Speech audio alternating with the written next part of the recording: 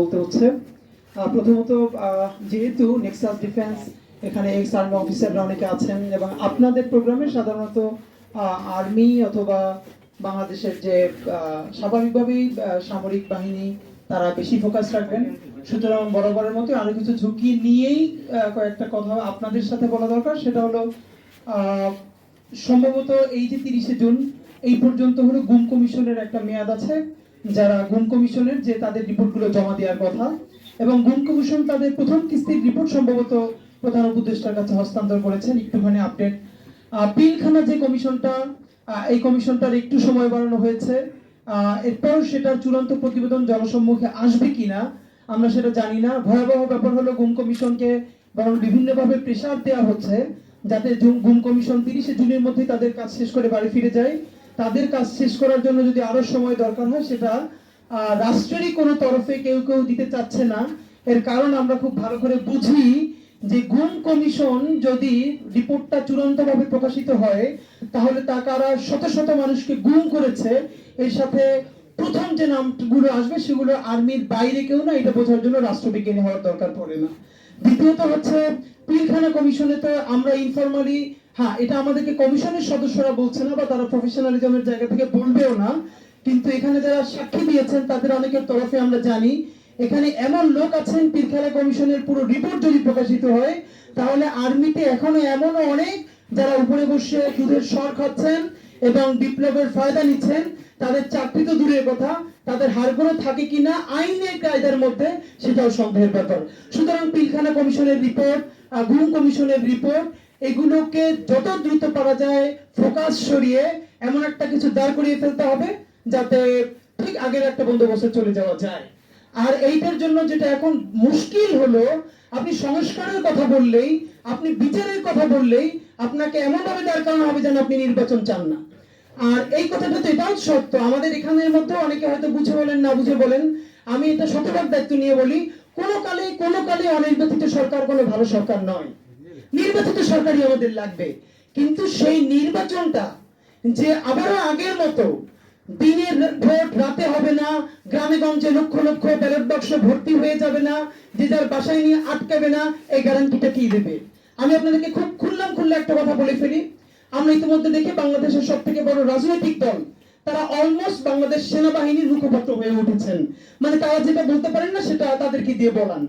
এর কারণ কি এমন একটা হতে পারে, ধরেন বাংলাদেশের আর্মি যদি একমাত্র তারাই চায় যে গ্রামে গঞ্জে কোনো ভোট কেন্দ্র দখল হবে না তাহলে কেবল দখল হবে না, কারণ বাংলাদেশের পুলিশের সেই মোরালস নাই, তার সেই গাছ নাই, সে রক্ষা করতে পারবে না, তাহলে কি ব্যাপারটা এটাই যে কেন্দ্রগুলো আমরা ছেড়ে দিব, নির্বাচন করে দাও, জিতে আসো, তার বিনিময়ে গুম কমিশন নিয়ে আর তোমরা কথা বলবো না, পিলখানা কমিশন নিয়ে আর কোনো কথা বলবো না, যা হয়ে গেছে পাস্ট এই নিয়ে তোমরা আর বিচারের কথা বলবো না।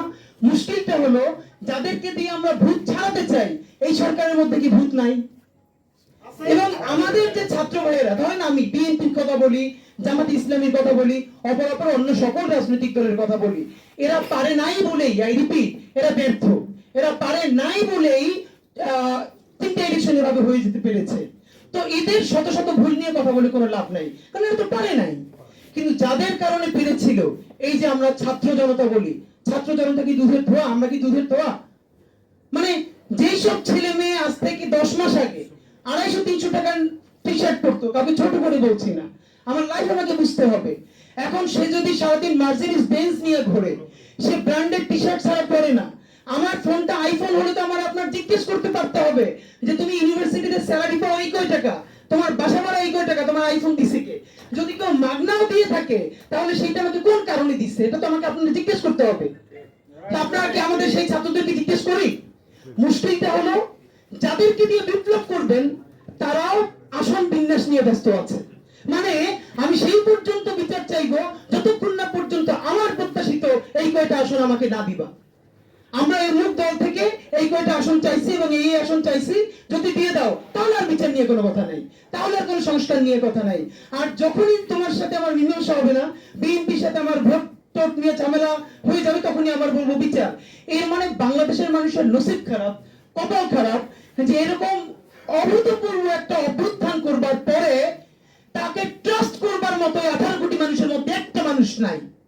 এর সে বদনসিব হয় না যে এই লোকটার দিকে চক্ষু বন্ধ করে বলা যায় এই ছেলেটা এই মেয়েটা মরে যাবে কিন্তু দুর্নীতিগ্রস্ত হবে না, এই ছেলেটা এই মেয়েটা মরে যাবে কিন্তু ভারতের সেবা দাস হবে না, স্বাধীনতা সার্বভৌমত্ব বিকিয়ে দেবে না। মানে রাজনীতিকে আগামী 5 বছরের আমাদের এই ছেলেগুলো যদি মাজা সোজা করে দাঁড়াই থাকতে পারতো যে একটা টাকা খাবো না, একটা টাকা ধরবো না, আগামী ইলেকশন করবো না, ভোট পাবো 500, আমার বলে মেম্বার হয়ে দেখাও, ঠিক আছে মেম্বার ইলেকশন করবো, হবো না। লেখা রাখেন আপনাদেরকে বলি, বিএনপি ইলেকশনে গভর্নমেন্ট ফর্ম করবে, 3 বছরের বেশি বিএনপির ক্ষমতা থাকার সম্ভাবনা খুব কম। ভারত সেই পর্যন্ত বিএনপিকে সাপোর্ট করবে যতক্ষণ না তার বন্ধু আওয়ামী লীগকে একটু গুছিয়ে আনতে পারবে। সুতরাং বিএনপি যখন চলে যাবে বাংলাদেশের হাল ধরবে কে? আওয়ামী লীগ। সেই হাল ধরার জন্য আমাদের হাজার হাজার আবার তরুণ দরকার ছিল, আমাদের কয়েকটা সব ছেলে দরকার ছিল যারা বুক পিঠে দিয়ে সততা নিয়ে যোগ্যতা নিয়ে সাহস নিয়ে দাঁড়াই থাকবে। সেই ছেলেরা আগামী 5 বছরে এমপি হওয়া লাগবে, আর নইলে বিদেশ যাওয়া লাগবে। এই নেগোসিয়েশন যখন ব্যাকডোরে করে সে সামনে কথা বললে সেই কথা মানুষ বিশ্বাস করতে চায় না। দেখেন কথা এমন জিনিস, আমরা যখন কথা বলি আমাদের চোখ নাক মুখ বডি ল্যাঙ্গুয়েজ সব কথা বলে। আমাদের বিশ্বাসযোগ্য কিছু তরুণ দরকার, এবং কেউ আমরা অন পয়েন্টে কথা বলতে পারছি না। জুলাইয়ের ঘোষণাপত্রের ব্যাপারে শুধু একটা কথা আপনাদেরকে বলি, কেন যেন আমাদের ছাত্র সমন্বয়ক থেকে শুরু করে সবাই একটা কথা বারবার বলছে, ঘোষণাপত্র না হলে কি হবে, আমাদেরকে ফাঁসি দিয়ে দেওয়া হবে। এইসব ভাঙ্কি ভাঙ্কি কথা বন্ধ করতে হবে। মানে কি, আমি খুব ডরাইছি, আমার বাঁচানোর জন্য তুমি একটা ঘোষণাপত্র দাও, নাইলে আমার ফাঁসি দিবে। তোমার এত ফাঁসির ডর তোমার নামতে কইছে কে? তুমি সারাদিন মরার ভয় পাইতেছো, তোমার নামতে বলছে কে? না, এই জন্য ঘোষণাপত্র লাগবে না। আমাদের ভাইয়েরা শহীদ হয়ে গেছে, আল্লাহ আমাদেরকে বাঁচাই দিয়ে রাখছে দ্বিতীয় বিপ্লবকে সফল করবার জন্য। কিন্তু ঘোষণাপত্র লাগবে এই জন্য যেই বাংলাদেশের জনগণ 1500-র বেশি শহীদ, তার রক্ত দিল, হাজারো পঙ্গু হইল, অন্ধ হইল, তার স্বীকৃতি না নিয়ে যদি আমি ঘরে ফিরি, আমার মতো নিমুখ হারাম এই প্রজন্মে আর কেউ নাই। সুতরাং আমি নিমুখ হারাম হইতে চাই না। জুলাই ঘোষণাপত্রের কন্টেন্টে কি লাগবে? 200 বছর আমাদের পূর্বপুরুষ লড়াই করেছে ব্রিটিশদের বিরুদ্ধে, তার কোনো স্বীকৃতি নাই। 47-এর প্রথম স্বীকৃতি, 47-এর স্বীকৃতি দিতে হবে। 71-এ আমরা আমাদের রাষ্ট্র বানিয়েছি, ঐতিহাসিক বিজয়। 71-কে স্বীকৃতি দেওয়ার মধ্য দিয়ে আমরা কোনোবারই রাষ্ট্র বানাইতে পারি নাই। 24-এও আমাদের রাষ্ট্র গঠন হয় নাই। 71-এ ভারত, এটা তো এখন ওপেন সিক্রেট, সে বই পর্যন্ত আছে যে আমাদের সংবিধানের প্রস্তাবনা পর্যন্ত ভারতের থেকে লিখে দেওয়া হয়েছে, এখানে জাস্ট কিছু কপি পেস্ট করা হয়েছে। সারা দুনিয়া আমাদেরকে শেখানো হয়েছে কি আমরা 9 মাসের মধ্যে একটা পৃথিবীর সেরা সংবিধান বানাইছি। না, এটা কোনো সংবিধান ছিল না, দুনিয়ার যেখানে যা ছিল কপি পেস্ট করে এসে প্রিন্ট দিয়ে দিছে। এই জন্য তো সংবিধান এটা মুজিববাদী সংবিধান, এটাকে লাল কার্ড দেখাতে হবে।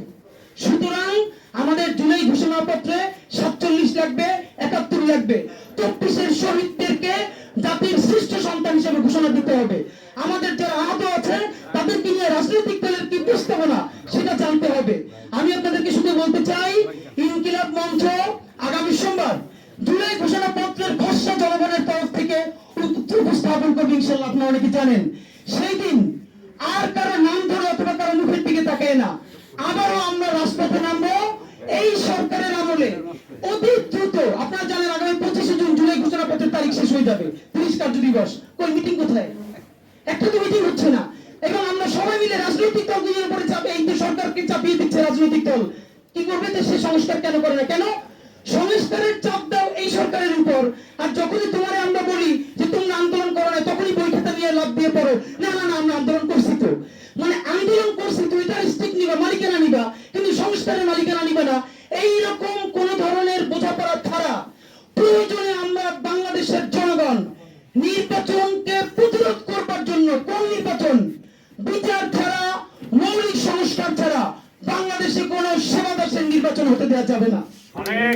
যদি আগামী মাসের মধ্যে খুনি হাসিনার বিচার হয়ে যায়, পরের মাসে মৌলিক সংস্কার হয়ে যায়, জুলাই ঘোষণাপত্র হয়, জুলাই সনদ হয়, তাহলে আগামী ডিসেম্বরের আগেও নির্বাচন হতে আমাদের তো কোনো বাধা নাই, বরং আমরাও সেই ইলেকশনে পার্টিসিপেট করবো ইনশাআল্লাহ।